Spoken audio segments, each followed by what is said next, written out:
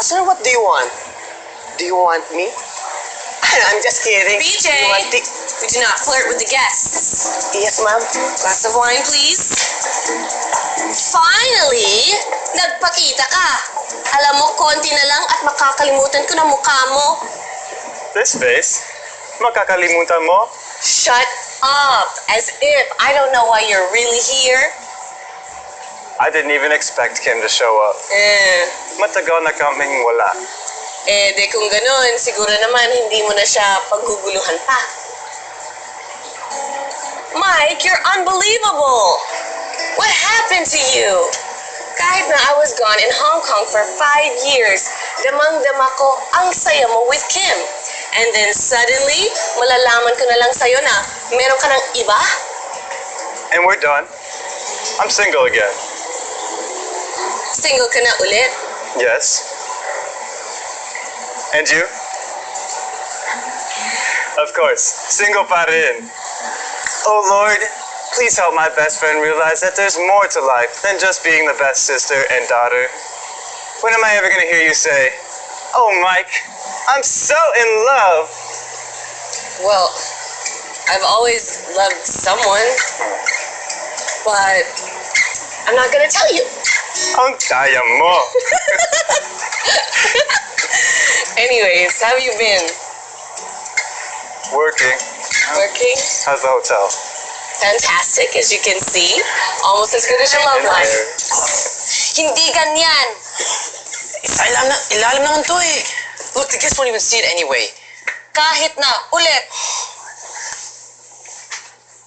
Oh, bakit? What now? Look, I'm following your instructions. Kukuberan mo. Gusot pa yung linin. Again. Whatever, man. I don't need this. Uy. Look, ikay naman. I've been doing this 20 times already. Kahit 100 times pa, kung hindi po nagagawa ng tama, uulit talaga tayo. Look, I'm not even supposed to be doing this. When I become a hotel manager, I will be just in my office, not here with you doing this dirty stuff. Hoy! Kung dirty stop ka, ha? Sinasabi ko sa'yo, yung dirty stop na sinasabi mo, diyan nabubuhay ang pamilya ko. Yabang mo? Bakit mayaman ka, ha? Hoy, sinabi ni Ma'am Carla sa akin, hindi ka magiging manager hanggat hindi mo natutunan ang lahat ng trabaho namin. Sige nga, ganyan ba dapat ang ugali ng isang future manager na katulad mo? Reklamador?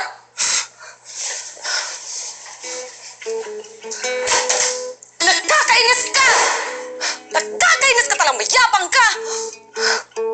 Pwes, tuturuan kita ng leksyon. Ando, dito na. Thank you, ah.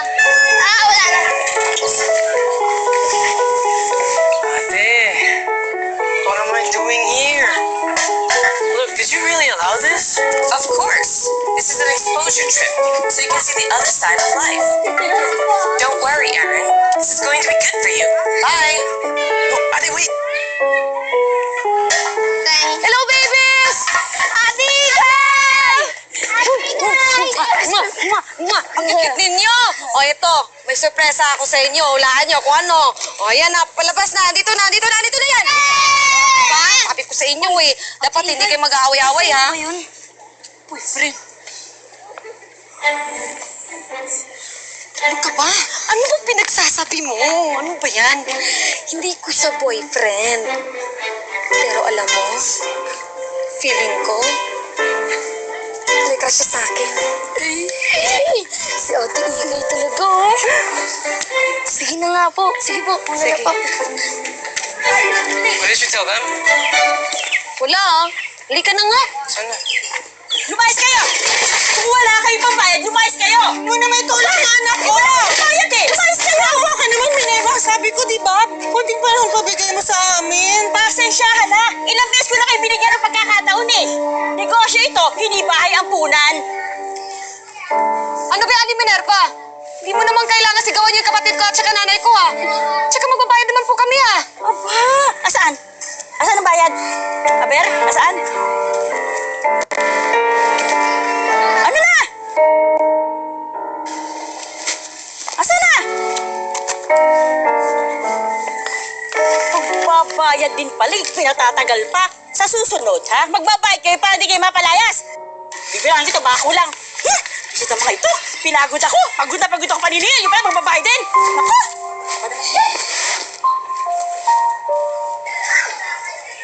Nay, pasensya na.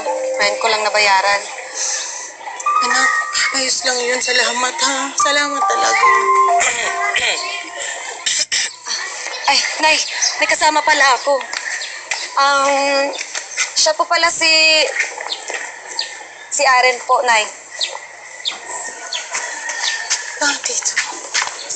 Anak naman, nag-asawa ka pa ng Amerikano para makabayad tayo ng utang. Ay, hindi po, Nay. Katrabaho po yan ni ate, di ba, ate? Opo, Nay. Katrabaho ko lang siya. Si Sir Aren yan. Ganun ba? Aren, siya nga pala, nanay ko. Good afternoon po. Iho, good afternoon din sa'yo. Ang gwapo mo.